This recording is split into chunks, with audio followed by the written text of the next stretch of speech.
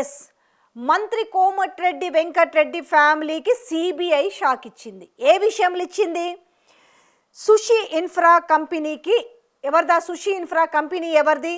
అందులో ఒకటి సుషి హైటెక్ అనే కంపెనీ వచ్చేసి ఒక బ్రదర్ది, ఇన్ఫ్రా ఒక బ్రదర్ది. కాబట్టి ప్రభుత్వ ఉద్యోగులకు లంచం ఇస్తూ అడ్డంగా దొరికిన సుషి ఇన్ఫ్రా కంపెనీ ఆలస్యంగా వెలుగులోకి వచ్చిన ఈ సుషి ఇన్ఫ్రా లంచాల భాగోతం, సుషి ఇన్ఫ్రా నేరపూరిత కుట్రకి పాల్పడిందంటూ ఎఫ్ఐఆర్ నమోదు చేసిన ఢిల్లీ సిబిఐ అధికారులు.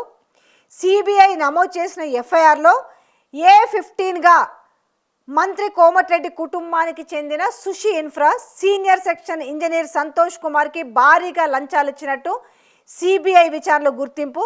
నార్త్ ఈస్ట్ ఫ్రాంటియర్ రైల్వేలోని పనుల కోసము అధికారులకు సుషి ఇన్ఫ్రా లంచాలు ఇచ్చిందట.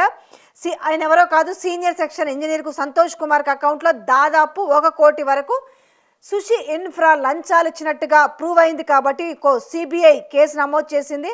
ఆధారాలతో సహా బయటపెట్టిన ఎఫ్ఐఆర్ కాపీని కూడా మీరు చూడొచ్చు. ఆ ఎఫ్ఐఆర్ కాపీ నెంబర్ అదంతా కూడా అర్థమవుతుంది. సో ఇది ఎవరిది? ఈ సుషి ఇన్ఫ్రాకి ఎవరిది?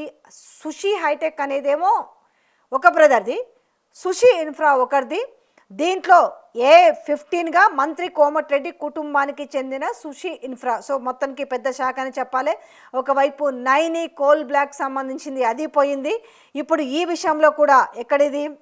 దీనికి సంబంధించి కూడా ఇది కూడా కాస్త పోయినట్టే. ఆలస్యంగా వెలుగులోకి వచ్చిన ఈ సుషి ఇన్ఫ్రా లంచాల భాగోతం వల్ల సిబిఐ కేసు నమోదు చేసింది. కోమటిరెడ్డి కుటుంబానికి సిబిఐ షాక్ ఇచ్చిందనే చెప్పాలా.